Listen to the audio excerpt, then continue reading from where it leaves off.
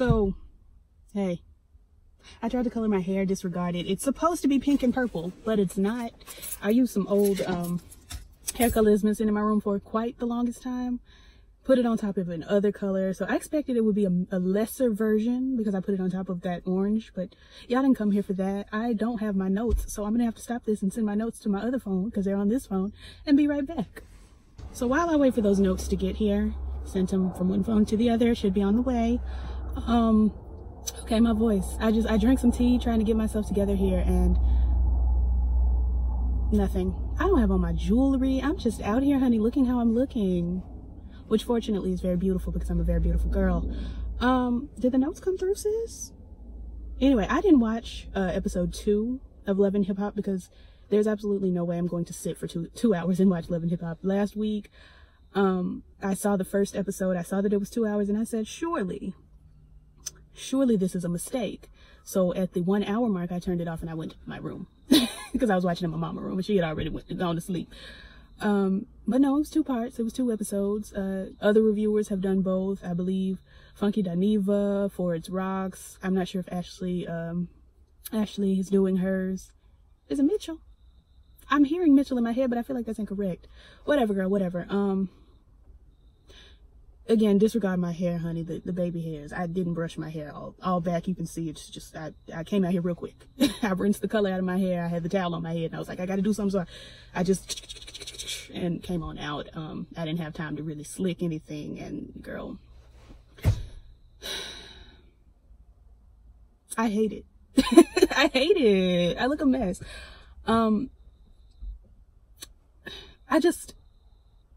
Whatever. I wasn't going to watch the 2 hours is the point here. I've been talking on and on for forever with this. Why are these notes not here? I sent them to me. I saw them pop up on my other phone because these phones are linked in that way. Where are the notes? Where are they? Where are they? This is ignorant. I'm going to have to send them to myself via Facebook Messenger. This is so stupid. Hold on. I am waiting and waiting for these notes to come through. I don't understand what the problem is. But I'm just going to go off the top of my head until they get up there here. Ain't God good? Ain't God good. He may not come when you want him, but he'll be there right on time. Yeah, he's an on-time God. Yes, he is. Scrap De Leon and Tierra and King. King is the son.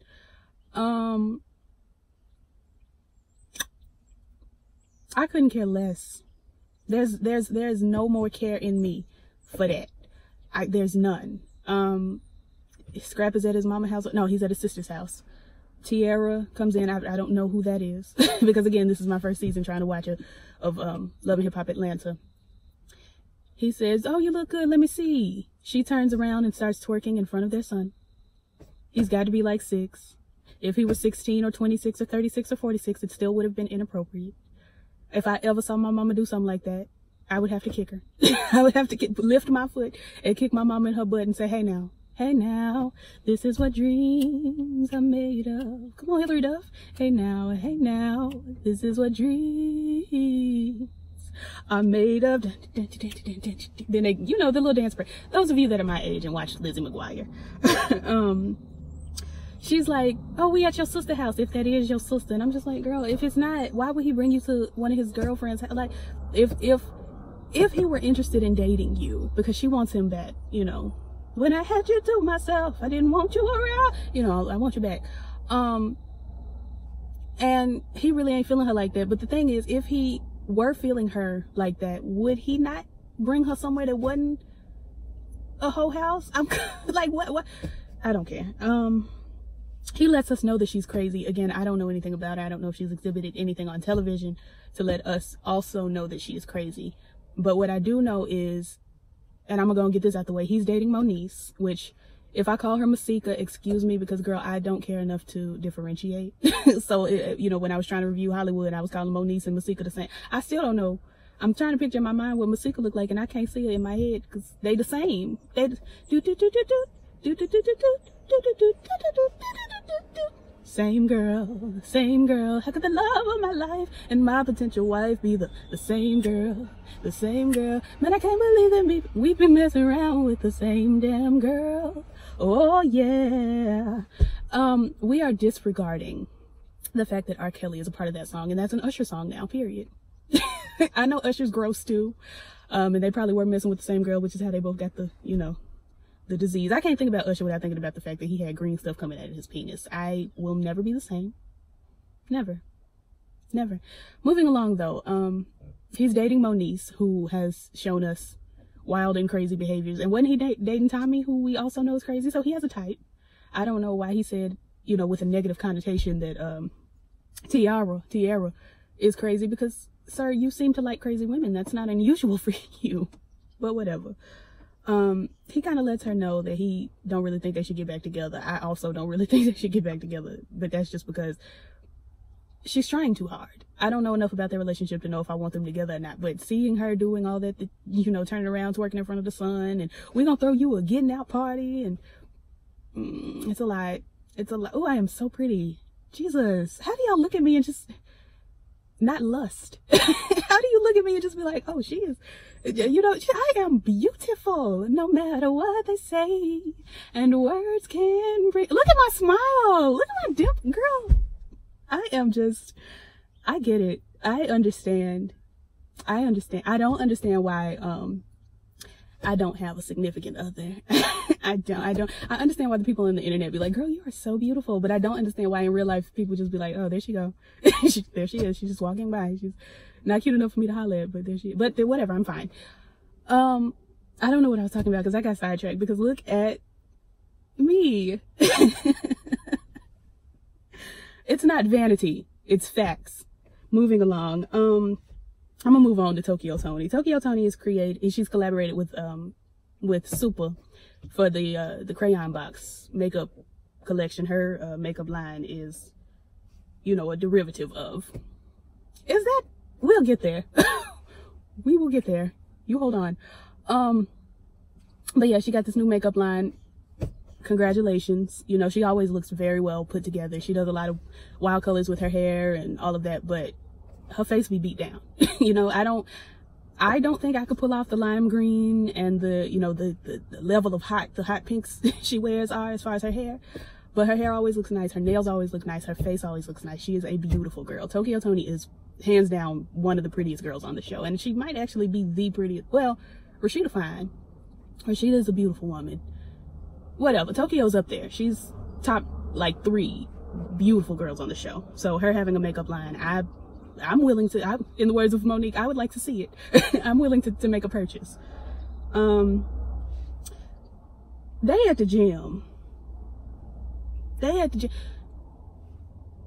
Tokyo Toni, you know, we going to the gym because health. And I'm like, okay, cool. 2 episodes ago, you said you weren't gonna lose weight.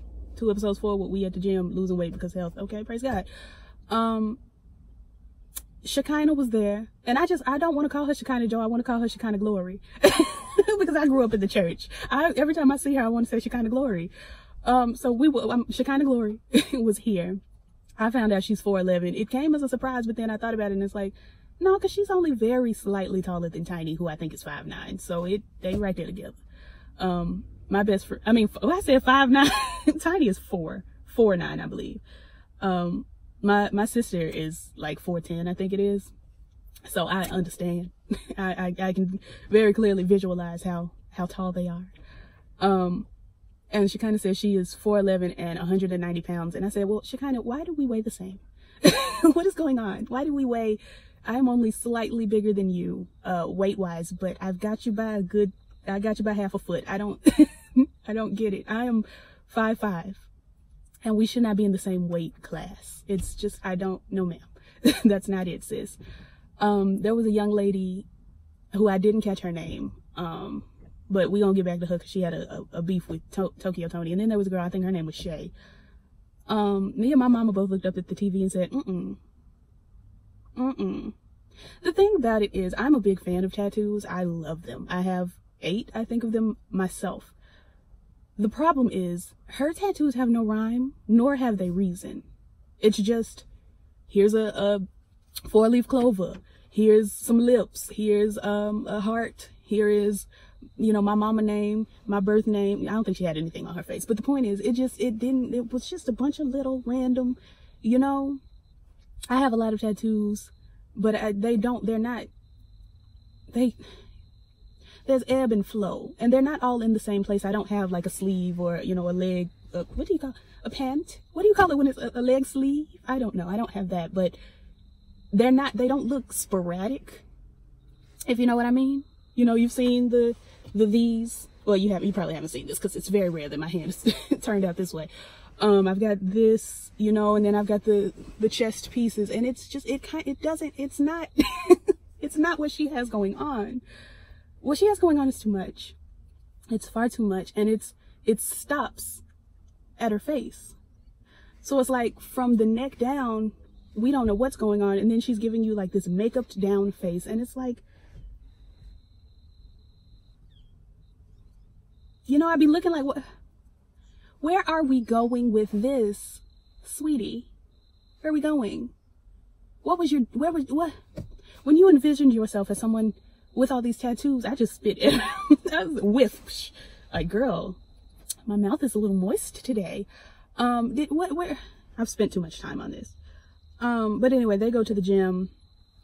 Shekinah's like, girl, this is a lot. And it was. The man said he was going to have them skinny in 2 weeks. And I was like, I'm going to need, like Shekinah Glory said, I'm going to need 2 months. Or no, Tokyo Tony said, I'm going to need 2 months. I'm going to need 2 years. But 2 weeks? That's, honey, what? Honey, sweetie, sweetheart, what? 2 weeks? That's a lot. I can't. I can't. Anyway, so they in there and they doing the jump rope thing that you do like this, and they pushing the little thing that you do like that, and then they stepping, you know, crip walking over the little things on the ground. Honey, I don't go to the gym, and you can tell because I don't know the names of anything. Also, I'm heavy set, and these are your 2 indications. They doing all of that, and at some point, Tokyo just like gave up and just plain. We live right by the airport, so it's a lot. It's a lot. Like in the summer, because I'm looking at the river right now. Mosquitoes and planes, just a lot. Anyway, where was I? Oh, Tokyo Tony and this young lady who I didn't catch her name, but she got on my nerves. So we're gonna call her on Kayla's nerves. She's like, girl, are you leaving? Why are you leaving? And Tokyo's like, because I don't want to do this no more, F y'all. And she just storms out of the gym. That was weird to me. The sudden, I'm over itness. Like, I understand being over it at the gym, but then cussing folks out and storming off, I didn't see where that was coming from. But we'll get back to them. Leo Scrappy broke his foot down in Young Miami. Can I just take a moment? Because I have Miami roots. And say, Miami music moves me like no other music. There's not a collection of artists from a certain place other than my place of creation, Georgia. I was made in Decatur.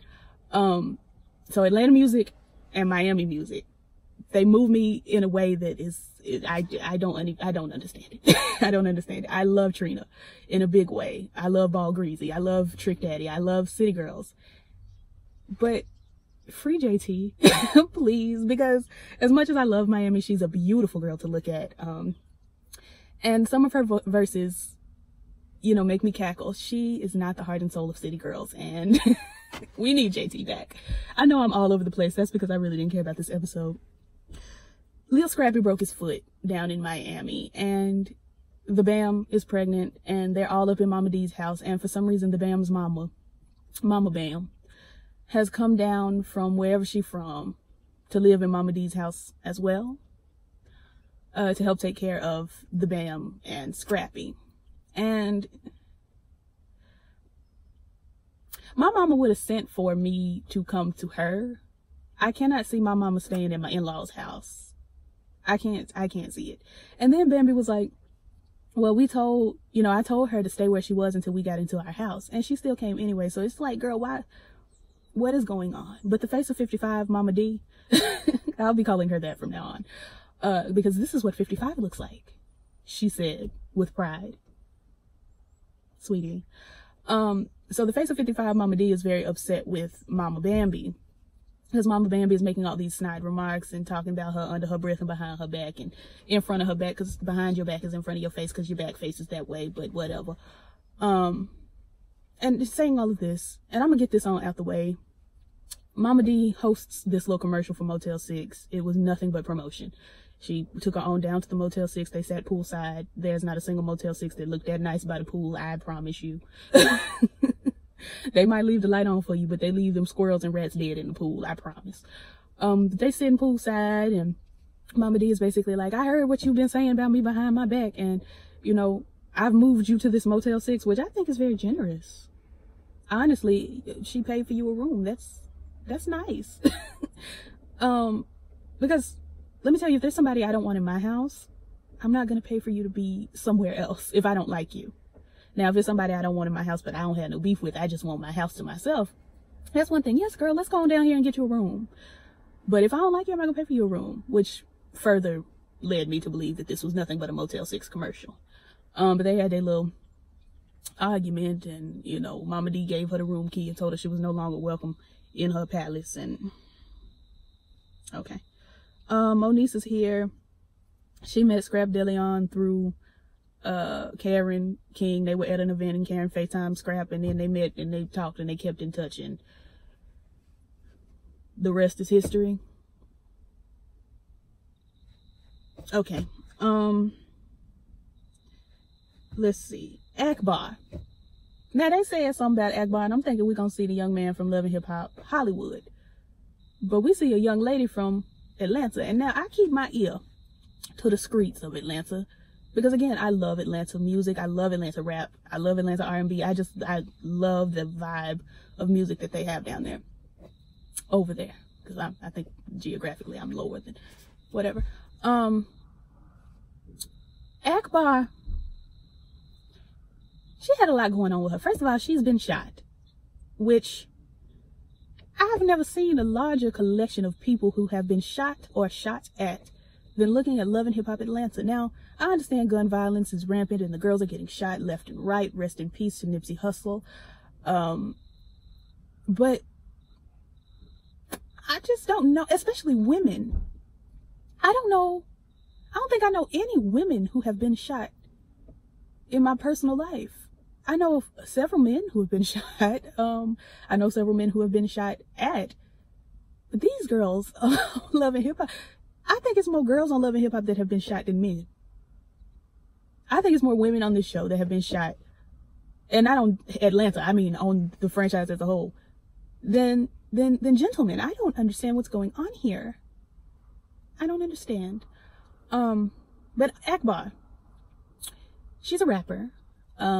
She's in the bodega, or, you know, the corner store, as we call it down here in the South. You know, up north it's the bodega, but down here it's just the corner store. She's in there, she's rapping, she's got on this blonde wig, and I'm unimpressed.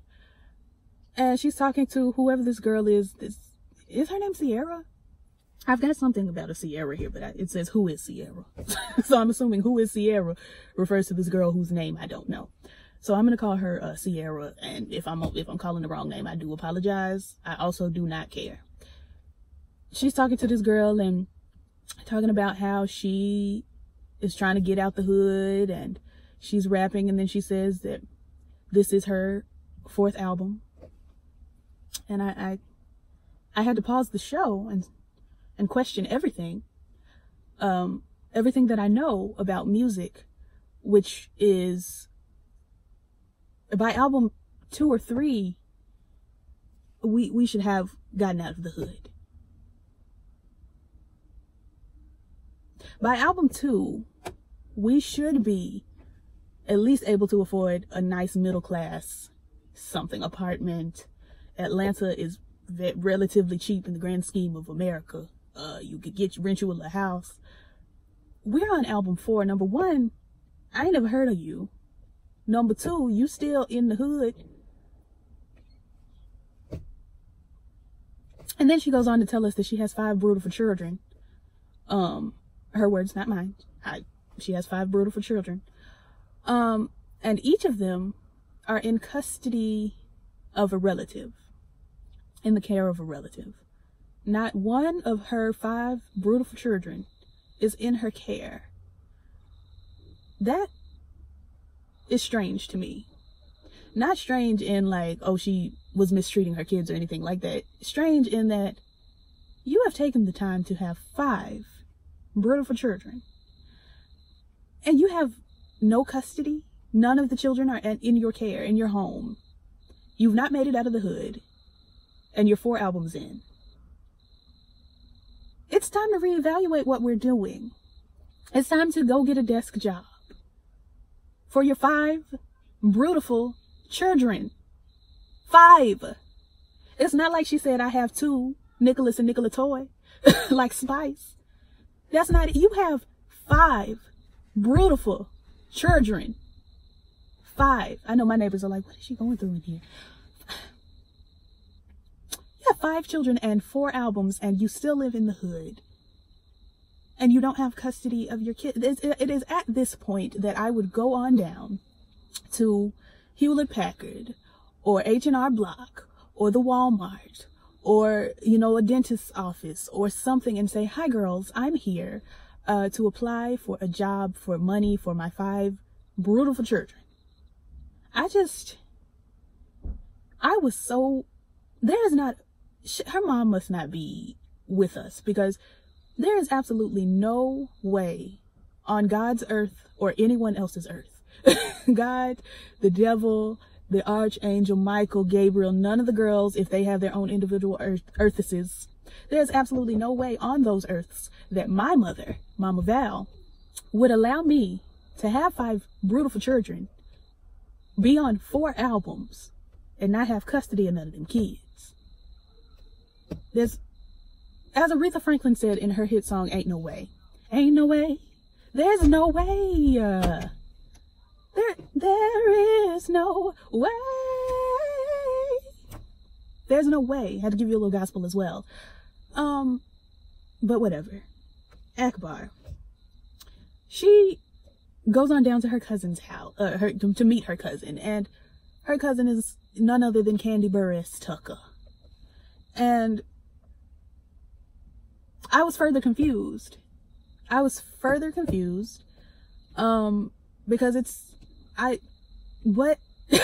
first of all, where'd we get Kandi from? Mona called Andy Cohen and said, may I lease your Kandi Burruss for this Atlanta-based project I'm doing? And he loaned her out to Mona Me Productions.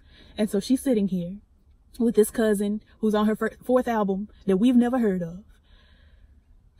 Apparently, Mama Joyce went on down to the hood, picked up little Akbar and brought on to the nice neighborhood and let her play with Kandi and the girls when she was growing up.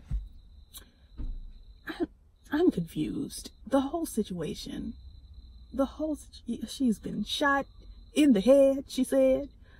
She's got these 5 beautiful children. Like, I am at a loss.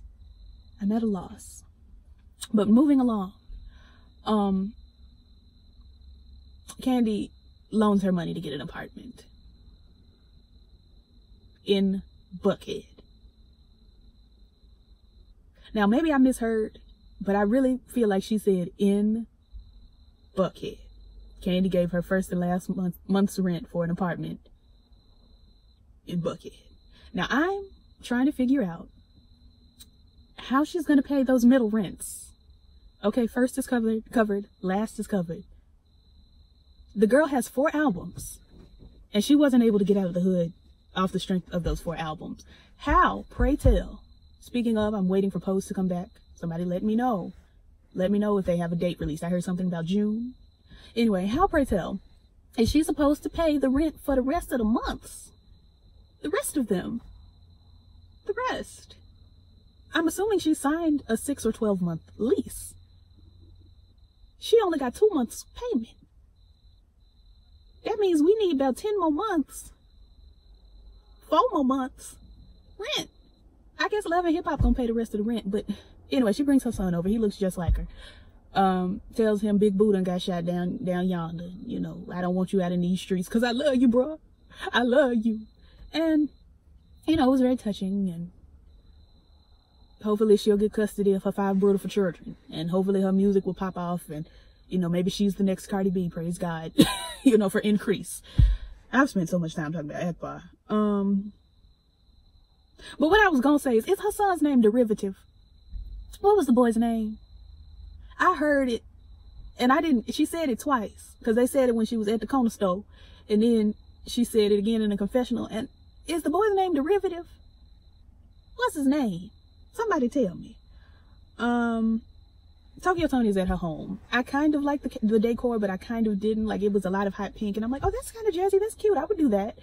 But then it was like hardwood floor and brick wall, and you know, it like one half of the room was like this hot pink Barbie girl kind of iconic legendary look, and then the other one was like a studio apartment type. You know, we got this brick and this. I'm like, girl, why is half of this room legendary and the other half is leg and dairy? But Tokyo's in there. She done made her some penne, honey, some little chicken penne with some spinach or no, broccoli. And the girl, whom I'm assuming is Sierra, comes in and is like, hey girl, what's going on? You're fat and I want you to lose weight, so we need to do better. And then she picks up, it pains me. Yeah, I'm getting a headache thinking about it. She picks up this grown woman's plate of food. I'm having a stroke. I'm sitting here imagining what I would do. What I would do if someone took my food. Not even on like a chubby girl's principle, because I'm chubby and I enjoy food. Not even on those principles. On the principle of, this is not yours to throw away, number one. Number two, I slaved. I made this food myself with my hands. And even if I didn't, I paid for this food. And even if I did make this with my hands, I paid for the food to make with my hands. And you gonna come in my house and throw away my food. When I tell you I would have took that pan and beat her over her head with it, you do not, oh, Jesus Christ. I'm cussing her out in my spirit. You don't come into my house, number one. Touch anything that doesn't belong to you, number two. Throw anything away that doesn't belong to you, number three. Take my whole pot of food, my whole pan of penne pasta with the chicken and the broccoli.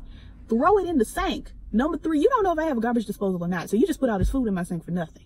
Because what if I got to scrape it out and put it in the trash? Or whatever I have to do? Or what if my garbage disposal is broke? What is this, number 4, number 5?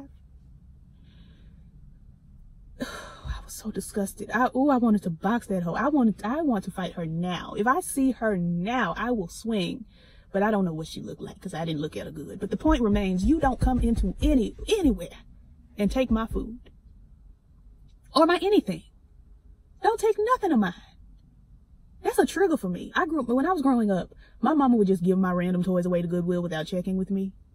You do not come anywhere in my vicinity throwing away or giving away none of my stuff. I will box you. I will box cut you. Are you out of your, help me, Holy Ghost. I'm trying not to cuss. I'm trying not to. Anyway, girl, that's the episode. I was gonna watch the little award ceremony after I couldn't get through Booty Eyebrows and Tammy Roman.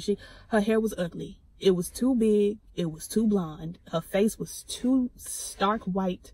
The makeup was beat, but it was too light. Her ensemble wasn't it. The boy was dressed better than she was, but he was aggravating me. So I didn't watch that. I watched about maybe 15 minutes of it. And then I went on to Glory. Glory is what I call my bedroom. So that's Love and Hip Hop, honey. I hope y'all enjoyed. I got to get 911 out before it get too dark. I'll be back next week, I guess. Like, comment, subscribe, all the things the YouTubers saying. I will catch y'all in the next one. Peace.